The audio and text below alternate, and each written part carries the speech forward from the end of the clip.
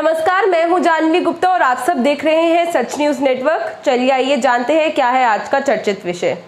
Article 370 हटने के बाद जम्मू कश्मीर में इंडस्ट्रियल रेवोल्यूशन की नई सुबह। 1548 करोड़ इन्वेस्टमेंट की मंजूरी मिली। जम्मू कश्मीर की जमीन पर अब इंडस्ट्रियल विकास की लकीर उभरने लगी है। आर्टिकल 370 हटने के बाद लगभग 2 साल में जम्मू कश्मीर में इंडस्ट्रियल ट्रेड के लिए खुल रहे दरवाजे के भीतर अब इन्वेस्टर्स बेझिझक आने लगे हैं। शुक्रवार का दिन जम्मू कश्मीर में इंडस्ट्रियल रेवोल्यूशन की नई सुबह लेकर आया।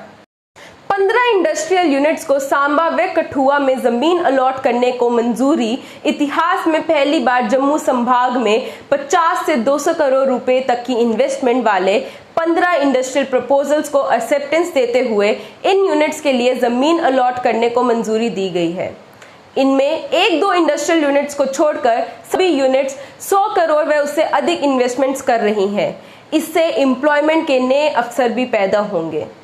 247 करोड़ के निवेश वाले 23 प्रस्तावों में से 8 को फिलहाल नहीं दी गई मंजूरी।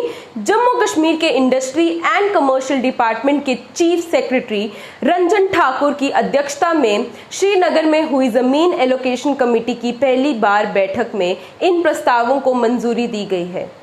जम्मू कश्मीर के यूटी बनने के बाद कमेटी का ये पहली बैठक थी।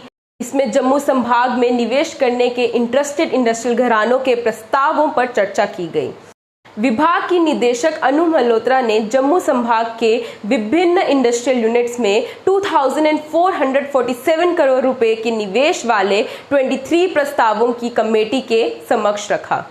15 इंडस्ट्रियल यूनिट से 5000 लोगों को रोजगार मिलने की उम्मीद।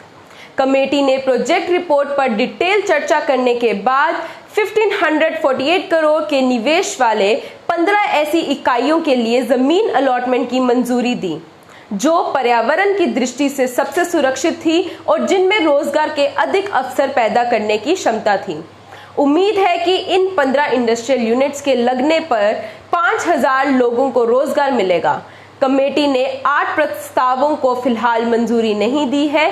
इनमें से 5 स्टील प्लांट थे, जबकि 3 सीमेंट प्लांट लगाने के प्रस्ताव थे। For more news updates, stay connected to such news network.